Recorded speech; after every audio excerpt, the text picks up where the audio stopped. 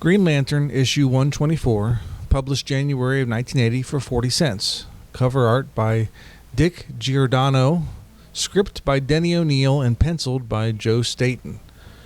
Cover shows Hal Jordan's Green Lantern being held by yellow things while Sinestro is watching with two ladies hanging off of him like a bad hip-hop video, while he taunts Green Lantern that his ladies are now Sinestro's, and they are looking forward to watching him die, which is rude. And, spoiler alert, this scene does not actually occur in the story, such as it is. And to be honest, not much does occur in the story. So let's dive in. So, some context, who is Sinestro? Well, according to a DC fandom wiki, Thal Sinestro of Korrigar is the arch nemesis of Green Lantern. At one point, the greatest member of the Green Lantern Corps, he was corrupted by his power and exiled for crimes against his own people. Now he seeks to impose his own order and control onto the universe, employing a yellow power ring to combat the green he has grown to despise. His prowess and ruthlessness has made him one of the most feared villains in existence, and eventually he establishes his own Sinestro Corps. So he's basically a big red asshole who hates green, so he uses yellow, which I guess is the opposite of green. I'm not really sure how that works. The first page gives the impression that what is to follow will be an historic and grand adventure, a fateful collision course that neither may survive, discovering the secret of Sinestro. Prepare for a letdown. So we start with the opening of an institute devoted to honoring achievements in spaceflight called the New Age Museum. They spared no expense, except for coming up with a decent name. A reporter is interviewing Green Arrow, asking him why the hell he is here. And Arrow says, well, I hang out with Green Lantern, so that's why. Then Green Lantern shows up, and everyone gets excited and forgets about Green Arrow. But then Lantern brushes off a reporter wanting to talk to him. I've got things to do. Then he hides and changes into Hal Jordan, because that's who was invited. Then why the hell did he show up as Green Lantern? And why is Green Arrow there using Lantern as an excuse? Intrigue? Mystery? Bad story writing? You decide. So while Arrow gives Lantern the stink eye due to something that happened last issue, again, why are you here then, dude? Hal says hi to his ex, Carol Ferris, who was also pissed at him. Let me just say it seems Hal Jordan is a giant dick who nobody likes. Carol doesn't even want him to call her Carol. It's gotten so bad. Then we get a fella pop in and say hi and... Wait. Did he just call him Pie Face? Pie Face? What the hell is that? Is that rude or racist? I've gone respectable, he says. The name's Tom now. I guess you just have to lose the respect of your friends and colleagues when they call you Pie Face. Pie Face. Anyway, the ceremony starts, and before long, Sinestro shows up to wreck some shit because he hates everyone and he's a red douchebag. So he starts setting things on fire.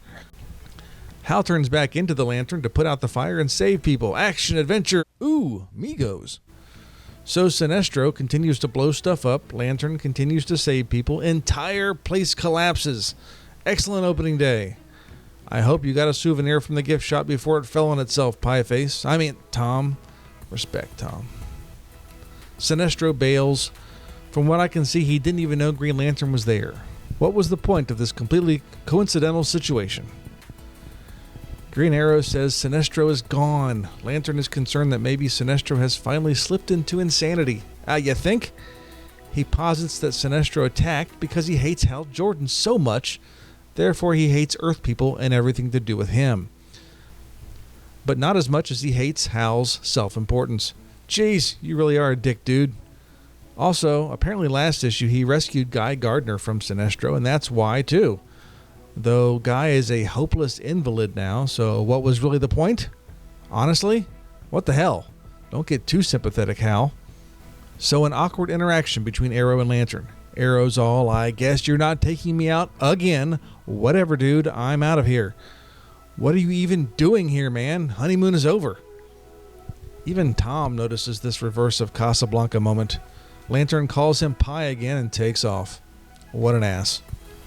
So, for no good reason, he goes to Sinestro's homeworld to find him, flies directly over the planet's single city to avoid attention. Wait, what? Single city? A whole planet with one city you want to avoid, so you fly directly over it. Dumb and douchey. What a guy. Since every universe has their own Green Lantern, he sends a signal to Katma-Tui, the Lantern of Korrigar, to let her know what's up. Luckily, he got the ring upgrade from the Play Store. Let's just take a quick moment to point out the issues with this ad from 1980.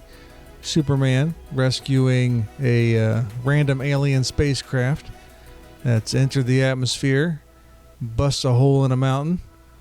The aliens land. There's some kids there. They've got Twinkies.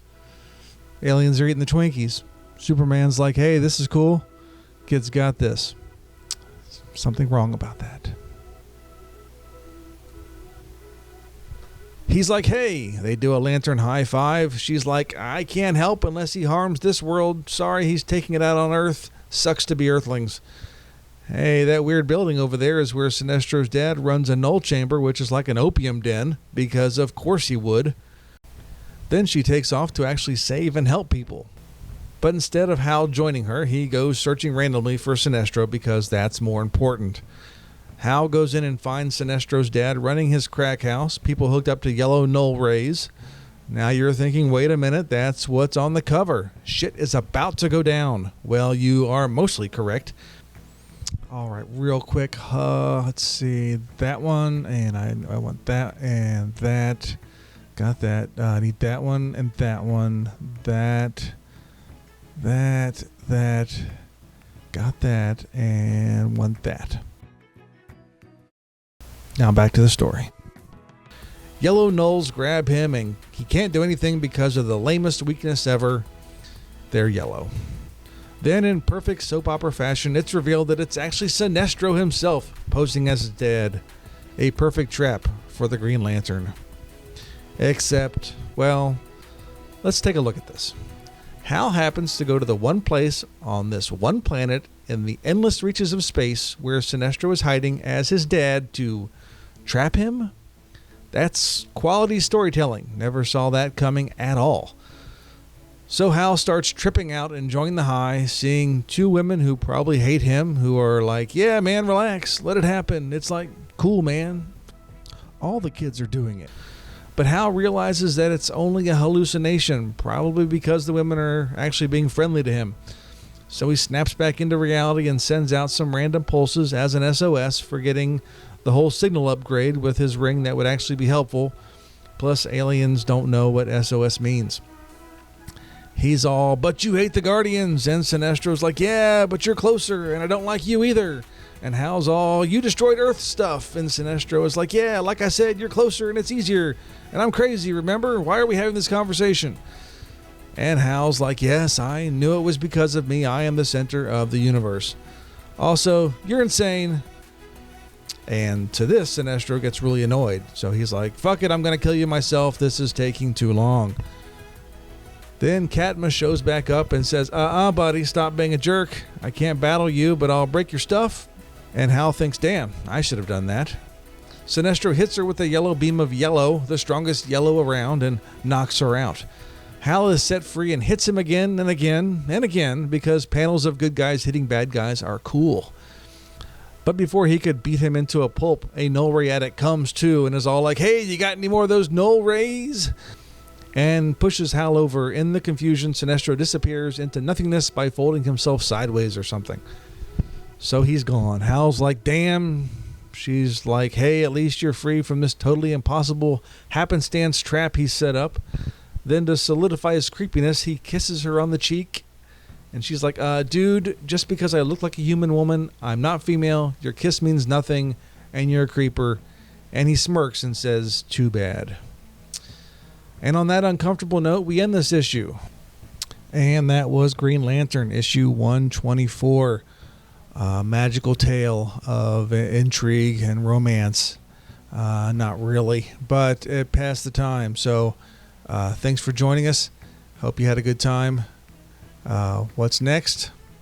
That's another issue. Make sure to like, subscribe, smash, whatever. Thanks for stopping by the Long Box.